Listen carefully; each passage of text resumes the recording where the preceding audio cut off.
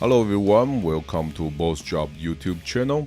When it comes to AC/DC TIG welder, people who like it because it is very useful and powerful.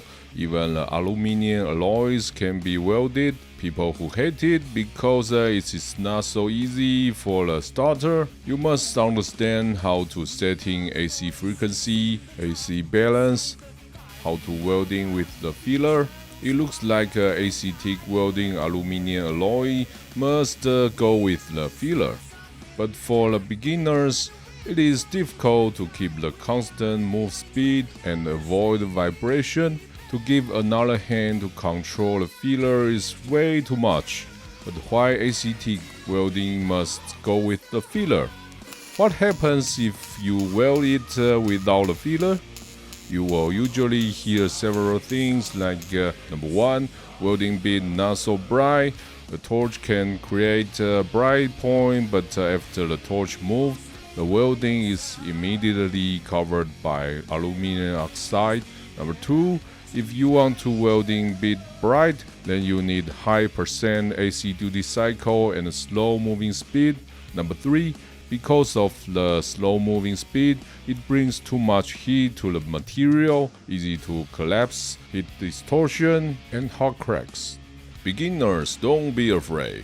The chairman of the Hand Terrible Party, aka me, have long noticed this issue, so BOSJOB R&D team got research for such an application, optimized the AC output waveform, and achieved sufficient AC cleaning ability, but also have enough penetration in order to make the welding speed faster as far as possible to reduce the base material temperature and avoid welding bit collapse problem. In the upcoming TIG 300C AC/DC, we call that AC Direct Bond welding mode. You can use the CPU program selection function, turn on the DB mode, then direct welding the aluminum alloy without any filler. In AC Direct Bond welding mode, you don't need to use your non-holding hand to feel the material. You can even use the non-holding hand and index finger and thumb to hold the torch head as an auxiliary support.